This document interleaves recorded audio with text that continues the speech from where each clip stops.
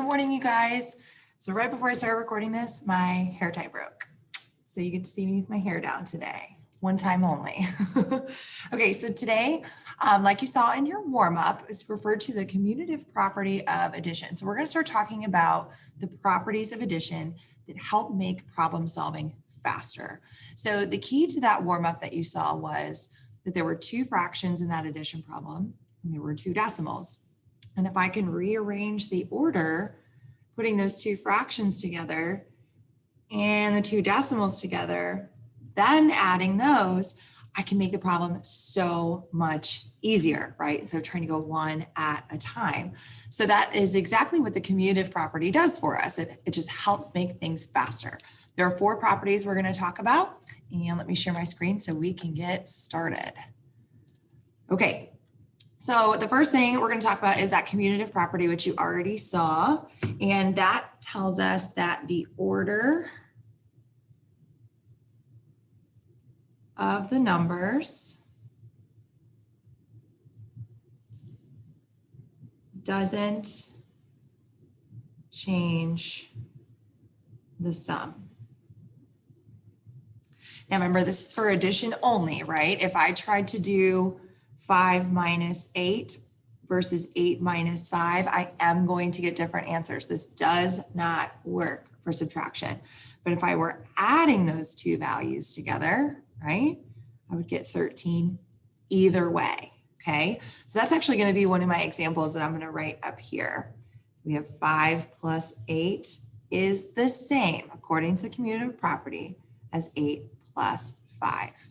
Now we can even do that with fractions and ugly numbers, right? If I had 1/3 plus 4, that is the same as 4 plus 1/3. You may even, because you're getting older, see some algebraic examples like this. A plus B is the same as B plus A, right? So I have a memory tool for that to help you guys think about it. And so I wrote, and this will be on your notebook. I don't expect you to draw this in like the 5 seconds that I talk about it. But so if you were commuting, right? Like I go from my house to work and I go from work to my house, assuming I make no stops on the way home. It is the exact same commute, right? And of course, I hear the middle school brains like, oh, but there's stoplights and the stop signs and traffic. Like we're just going to assume it's a perfect world. All the streets are empty. Okay. Or I'm referring to the distance, right? The distance from work to my house does not change the direction that I'm going. So order doesn't matter. Distance is better that way than time for sure. Think about that one.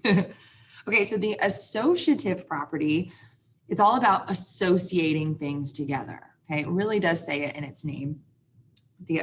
That's what I think about commutative too, like I'm commuting. That's what I think about, I'm moving around, right? Well, the associative property says the grouping of the numbers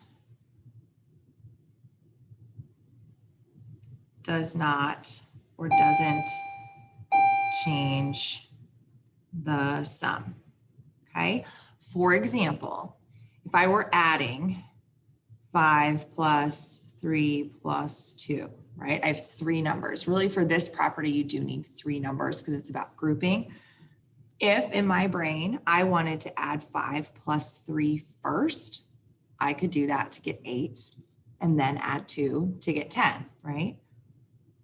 Or if my brain noticed that 3 plus 2 equals 5 before I saw this side, right? 3 plus 2 is 5 plus another 5 gets me 10 also, right? The group, the association between those numbers can change. Okay, and it doesn't affect my sum. So I'm going to write an algebra example 2. I can group A and B together, then add C, or if I felt like it, I could add B and C together first. Okay, so like an example where I would absolutely use this is if I were asking you to add like, if it were like that kind of a problem, sorry. I would absolutely add my decimals first before trying to think about combining it with my fraction. That would make it easier. If you wanted to, you could add the 1/4 and the 0.3 together. You'd have to do some converting, right? But you're allowed to do that because the associative property says that's okay, right? So my memory tool for that, it's kind of funny. So like you can associate with your friends differently, right? Like, so if your family were a cat, a mom, and a dad, right? When the dad's at work, the mom and the cat are associated together, right? Or if you go on a date together, right? The cat's chilling at home and you and dad are, or I say you, but the mom and the dad are hanging out together, right? Really silly example, but I think I just wanted to draw a cat. I really did. All right, so the additive inverse, we've actually been looking at this for a little bit of time now without even really knowing the name. So the additive inverse says that, and I don't know if I want to use this definition that I used last year. Let me see what I got here. The additive inverse. I'm going to say that opposites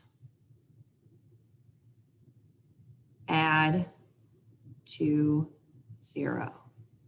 This word inverse, and I kind of use this in my memory tool, that when you hear the word inverse, I want you to think opposite of each other. So I drew the algebra tiles that we've been using over the last, well, I made you like a week and a half ago, 2 weeks ago, and you don't have to anymore if you don't want to. But when I first showed these to you, I reminded you that a positive and a negative make 0, right? +1 and -1, just like +3 and -3, they make 0. On that number line activity you guys did, I had a really ugly example of this. It was -48 49ths plus 48 49ths, right? Look at that, it's already getting frizzy. I can see it. I'm so glad I'm recording this early because it will go.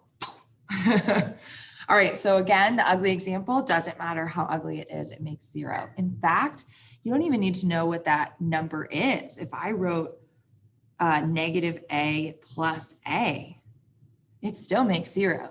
I don't know what a is, but I don't need to know that that inverse of each other makes 0, okay? Last one is the identity property of addition. And this one you've actually been doing since you were kindergarten, maybe when you first learned to add numbers together. Your teacher may have started with anything plus 0 remains the same.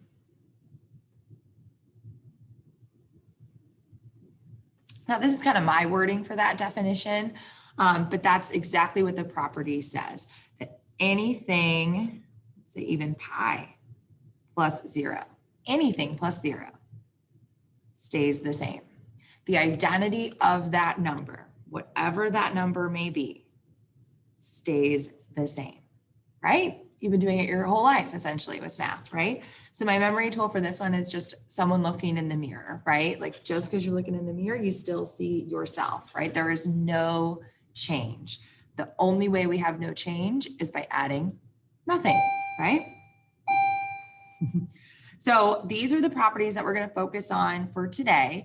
It will probably be a pretty quick day for you because your homework assignment is just, I think it's 4 questions, and there's little different parts to some of them, but it's just matching up the properties with the examples.